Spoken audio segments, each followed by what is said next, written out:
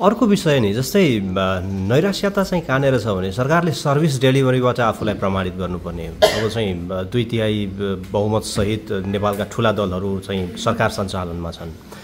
अब चुनौती चाहिँ के छ भने सरकारले नै शक्ति प्रदर्शन गर्नु परिरहेछ क्या। घरि युवा सङ्घलाई उतारेर मार्च पास गर्नुपर्ने परिस्थिति छ, घरि तरुण दललाई सडकमा आओ भन्नुपर्ने परिस्थिति छ। यो काम गरेर जित्ने बेला फेरि पनि यो वास्तवमा काम गर्न नसकेरै चाहिँ यसरी परिस्थिति सृजना गर्दै हुनुहुन्छ कि। र अर्को सबैभन्दा ठुलो नैराश्यता चाहिँ नागरिकहरूले भन्ने के हो भने अब यी तिनैजना मात्रै प्रधानमन्त्री भइरहने हुनु भने त म्युजिकल चेयर खेलाइदिए भइहाल्यो नि हैन। यो टाइपको भितृष्णा छ। सरकारले सर्भिस डेलिभरीबाट जित्नुपर्ने ठाउँमा फेरि पनि मार्च पास गराउँदै हिँड्ने हो कि सर्भिस नै डेलिभरी गर्ने हो। अहिलेको सरकारको कार्य सम्पादनप्रति तपाईँको धारणा के हो? सुधार गर्नुपर्ने थुप्रै कुराहरू छन्, म त्यसमा असहमत छैन। तर पहिलो कुरा सरकारले अझै राम्रो गर्नुपर्छ भन्नुको तात्पर्य, अझ राम्रो गरोस् भन्नुको तात्पर्य चाहिँ त्यसको निकास व्यवस्थाको विकल्प खोज्नु होइन होइन। गणतान्त्रिक व्यवस्थाभित्रै सरकारको अझ बढी प्रभावकारिताको स्थिति निर्माण गर्ने हो। दोस्रो, हामीले भनिरहेको पब्लिक पर्सेप्सनमा कति रियल्ली उहाँहरूलाई समस्या परिरहेको कारणले नागरिकले त्यसो भन्नुभएको छ, कति चाहिँ यो मिडिया न्यारेटिभले सृजना भएको, मिडिया भनेको सोसल मिडिया समेत चाहिँ निर्माण भएको पर्सेप्सनको कुरा। मैले पर्सेप्सन किन यहाँलाई निवेदन गर्नु पर्यो भने केही समय अगाडि एउटा संस्थाले मत सर्वेक्षण गरेको थियो। तपाईँहरू जोडिनुभएका मेन स्ट्रिम मिडियाहरूले त्यसको विभिन्न ढङ्गले एनालिसिस गरेका छन्। त्यहाँको एउटा प्रश्न मलाई बडो रमाइलो लागेको छ। मतलब त्यसको फाइन्डिङ चाहिँ 80% नागरिक, एउटा प्रश्न थियो, तपाईँहरूले गएको 1 वर्षमा सरकारी कार्यालयबाट सेवा लिँदा घुस दिनु पर्यो कि झन्झटको सामना गर्नु पर्यो कि तपाईँहरूले सरल ढङ्गले लिनुभयो भन्दा 80% नागरिकको भनाइ के छ भने होइन, सेवा सुविधा छरितो ढङ्गले पायौँ, 1 पैसा पनि दिनु परेन, गाउँमै वडामा अथवा पालिकाबाट सेवा पाएको हुनाले झन्झट पनि भएन, एउटा जवाफ यो छ। तर त्यही समुदायले अर्कोतिर चाहिँ मलाई भ्रष्टाचार बढेको छ भन्ने लाग्छ। कहिलेकाहीँ कस्तो हुँदो रहेछ भने एकदम बढेको छ नि त, भ्रष्टाचार खतम छ भनिसकेपछि धारणा भन्छ। तर व्यक्तिगत जीवनमा मान्छेलाई के छ त भन्दा व्यक्तिगत जीवनमा मान्छेले घरमै सुविधा पाएकोमा सन्तुष्टि पनि देखिन्छ। त्यसबाट कति पर्सेप्सन हो, कति चाहिँ रियल हो भन्ने कुरा पनि हामीले हेर्नु पर्ला। तर यति हुँदाहुँदै पनि सरकारले अझ राम्रो डेलिभरी दिनुपर्छ भन्ने कुरामा कुनै शङ्का नै छैन। जहाँसम्म युवा सङ्घ अथवा तरुण दललाई सडकमा जाऊ भनेको कुरा हो अथवा सडकमा गएको कुरा हो, कहिलेकाहीँ व्यवस्थाको पक्षमा व्यवस्था विरोधीहरू सल्लाह गरेको बेलामा चाहिँ हामीले यदि बोलेनौँ भने, कोही पनि बोलेन भने एक किसिमले मौनम सम्मति लक्षणम भने जस्तो हुन्छ। तिमीहरूले भनेको कुरा बिल्कुलै सही होइन है, तिमीहरूले समाजको सानो हिस्साको मात्रै प्रतिनिधित्व गर्छौ, बहुसङ्ख्यक जनता चाहिँ व्यवस्थाको पक्षमा छन् भन्ने कुरा बेला मौकामा त्यो सो पनि गर्नुपर्छ। त्यो पनि भिडन्तका लागि पठाएको व्यवस्थालाई प्रमाणित गर्ने सर्भिस डेलिभरीबाट कि शक्ति प्रदर्शनबाट मैले तपाईँको भनाइलाई सहमति नै जनाएँ। तर एकदमै राम्रो गरिरहँदाखेरि पनि के त्यो व्यवस्थाको विरुद्ध प्रतिगामी कोणबाट विरोध हुँदैन त? हुन्छ नि त। समाजको एउटा हिस्साका जहिले तपाईँले एकदमै पर्फेक्टली काम गरिरहनु होस्, गान्धी मात्रै हुँदैन नि त्यो समाजमा, नाथुराम गोडसेहरू पनि हुन्छन्। गोडसेहरूको बारेमा त होसियार पनि हुनु पऱ्यो नि त, त्यसलाई त्यस रूपमा लिनु। हजुर, यो सबै घटनाको केन्द्रमा ज्ञानेन्द्र शाह हुनुहुन्छ। त्यसमा कुनै दुविधा नै भएन। उहाँले आफ्नो साथीले कल गरेपछि घटनाक्रम चाहिँ तनावग्रस्त बनेको हो। तर पर्टिकुलर त्यसै दिनको घटनामा कसको संलग्न रहेछ सरकारले अनुसन्धान गरिरहेको छ। अहिले दर्जनौँ मान्छेहरू हिरासतमा छन्। प्रहरीले अनुसन्धानका लागि कामहरू अगाडि बढाएको छ, अदालतबाट अनुमति दिएको छ। हामीले पूर्वाग्रह राखेर कसैलाई जबरजस्ती तान्दैनौँ। प्रत्यक्ष घटनामा संलग्नहरू त्यही ढङ्गले नै कारबाहीमा पर्छन्। तर परिस्थिति यस्तो बनाउने कुरामा चाहिँ यसको जवाफदेही त नैतिकता त के भन्ने, नैतिक जवाफदेही त के भन्ने। तर जे भने पनि ज्ञानेन्द्र शाहजीले यो परिस्थितिलाई उत्तेजक बनाउनु हो। जे एउटा 62-63 को परिवर्तनपछि एउटा नागरिकको हैसियतले स्वतन्त्र ढङ्गले बस्ने, सामान्य ढङ्गले बस्ने, पूर्व राष्ट्राध्यक्षको हैसियतले केही सुविधाहरू पनि पाउने र आफ्नो बन्द व्यवसाय व्यापार गर्ने कुरामा जुन ढङ्गको एउटा उदार व्यवस्थापन त्यति बेला सरकारले गर्यो, त्यसको एक किसिमले उहाँले दुरुपयोग गर्नुभएको देखियो। यो विषयमा हामी प्रश्न छौँ। तर त्यसै दिनको घटनामा को जिम्मेवार छन् भन्ने कुरा चाहिँ अध्ययनबाट हामीले प्रश्न पार्नेछौँ। सरकारले तदनुरूप कारबाही गर्नेछ। कुलमानजीको हकमा यो कुनै आग्रह प्रभाव राखिएको विषय पनि होइन।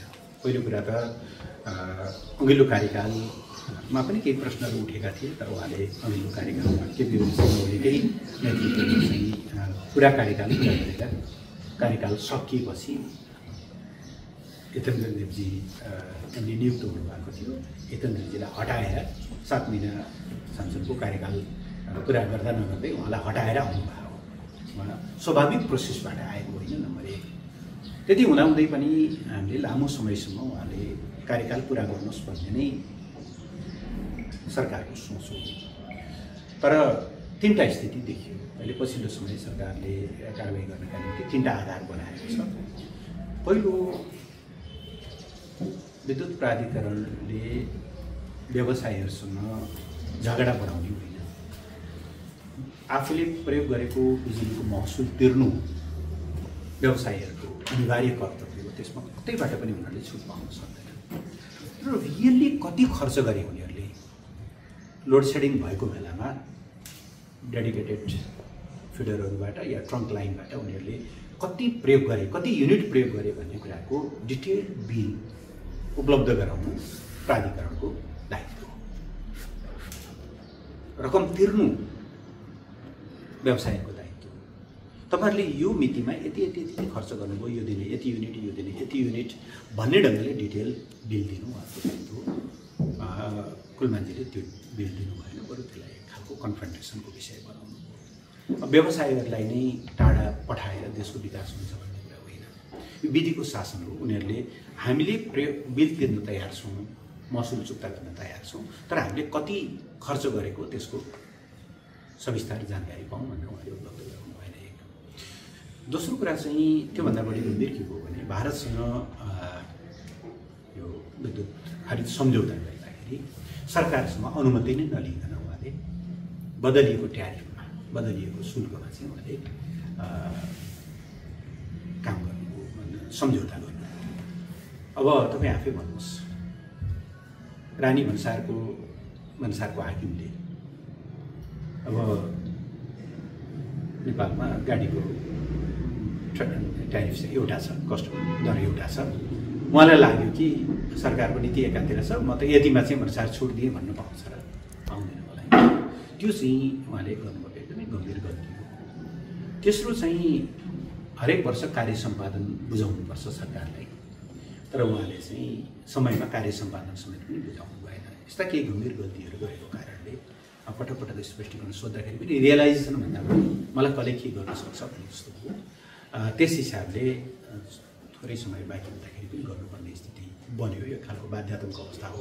उहाँले चाहिँ यदि सरकारको निर्देशनअनुसार त्यो विद्युत महसुलको डिटेल बुझाइदिएको भए, कार्य सम्पादन समयमा बुझाएको भए, या भारतसँग सम्झौता गर्नु पूर्व चाहिँ उहाँले सरकारको अनुमति लिएको भए यो स्थिति आउँथ्यो भन्ने लाग्छ। तेस्रो, स्थानीय तहको कार्य सम्पादनको जुन विषय छ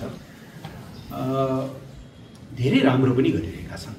यद्यपि कतिपय ठाउँमा अब प्रश्नहरू पनि उठेका छन्, केही करप्सनका विषयहरू पनि उठेका छन्।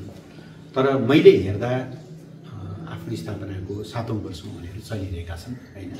दोस्रो कार्यकालको दोस्रो वर्ष उनीहरूले पुरा गरे, 7 वर्ष पुरा गरे। जनताले चाहिँ धेरै सुविधाहरू स्थानीय तहबाट पाइरहेका छन्। उनीहरूको आफ्नै कठिनाइ छ।